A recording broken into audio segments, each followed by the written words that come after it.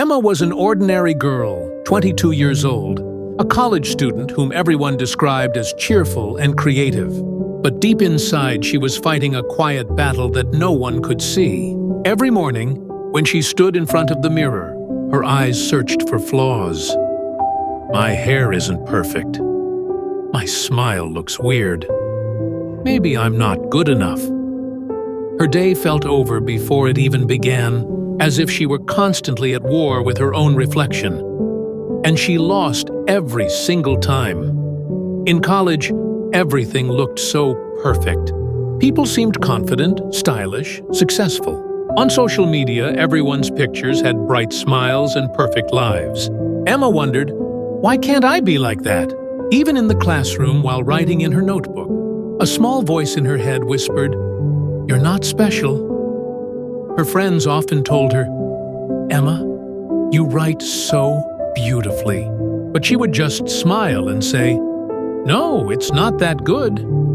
Accepting a compliment felt like a sin, as if she wasn't allowed to feel proud of herself.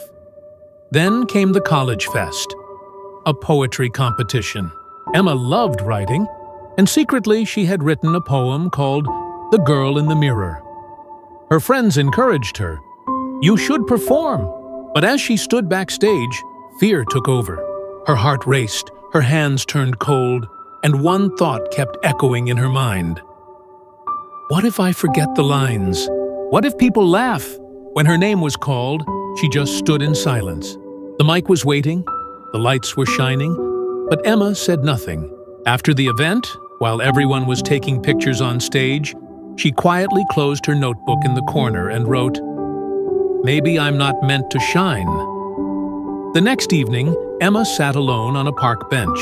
It was autumn, the air was cool, the leaves were falling, and her eyes were filled with tears. A kind old lady wearing a white scarf noticed her and asked softly, "Sweetheart, why do you punish yourself every day?" Emma looked surprised and asked, "What do you mean?" The woman smiled gently and said, "You look like someone fighting a silent war with her own reflection." Emma lowered her gaze and whispered, "Because I'm not perfect." The lady chuckled and said, "Oh dear, perfection is the biggest lie this world ever told us. Nobody is perfect, but when you stop judging yourself, you finally start growing." She took a small mirror out of her purse and said, "Look at yourself, not to find flaws, but to find your fire." Something shifted in that moment. For the first time, Emma looked into her own eyes, and for the first time, she wasn't angry. She wasn't hating herself. She was simply looking and accepting. That night, she opened her diary and wrote, "I am not my mistakes. I am what I learn from them. I am not my flaws. I am the strength that grows from them." She ended with a promise. "Tomorrow, I will not hide." The next day, there was an open mic at college. This time, she signed up without hesitation. When her name was announced, she walked onto the stage. Her hands trembled slightly, but her voice was steady. She began her poem. "To the girl in the mirror, you don't need to be perfect. You just need to be real. The cracks you hide are where your light lives. Stop judging yourself. The world will follow." When she finished, the hall was silent for a moment, then came soft claps, then louder ones, until the whole room was filled with applause. But the loudest clap came from her own heart, because for the first time, Emma had truly listened to herself.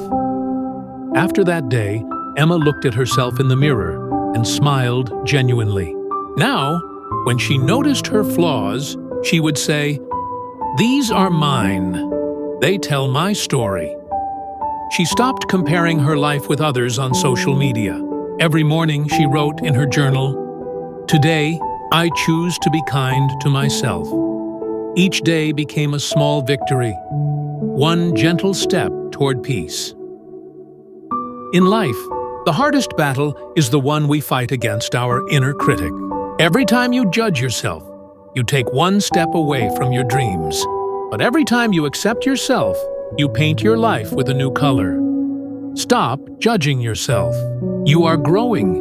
You are learning, you are becoming, and that's enough.